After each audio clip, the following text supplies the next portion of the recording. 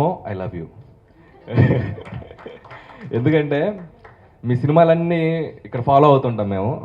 Luckily అంటే అన్ని సినిమాలు ఇక్కడ రీమేక్ చేయబడ్డాయి. ఫస్ట్ టైం మీ సినిమాని మీరే తెలుగులో చేయబోతున్నారు. And warm welcome for Telugu industry. అంటే కష్టపడి పైకి వచ్చిన హీరోస్లో అంటే ఎస్పెషల్గా శివకార్తికేయన్ గారి గురించి చాలా విన్నాం. చాలా తక్కువ టైంలో ఎంతో కష్టపడి ఈ స్థాయికి వచ్చారు. It's a great work you did. అలాగే ఈ సినిమా ట్రైలర్ చూసినప్పుడు నేను 2 times బ్యాక్ వచ్చి చూశాను. ఫస్ట్ శివకార్తికేయన్ గారిని చూశాను, ఒక హీరో. మళ్ళీ కట్ చేస్తే నర్స్ గెటప్లో ఒక అమ్మాయి వస్తుంది, ఎవరో హీరోయిన్ అనుకున్నాను. సరే కీర్తి సురేష్, ఇద్దరు హీరోయిన్లు అనుకున్నాను. మళ్ళీ కొంచెం దూరం వచ్చాక డౌట్ వచ్చి మళ్ళీ కట్ బ్యాక్ వచ్చి చూస్తే మళ్ళీ శివకార్తికేయన్ గారు ఇంత అందంగా. మరి అక్కడ ఎంతమంది లవ్లో పడ్డారో తెలియదు, కానీ ఇక్కడ మేము చాలామంది కనెక్ట్ అయ్యాం. సో రాజు గారు మంచి హ్యాండ్ రైజింగ్లో ఉంది అయింది మా రాజు గారిది. సో డెఫినెట్గా ఈ సినిమా హిట్టే. తమిళనాడులో కూడా చాలా పెద్ద సక్సెస్ అయింది.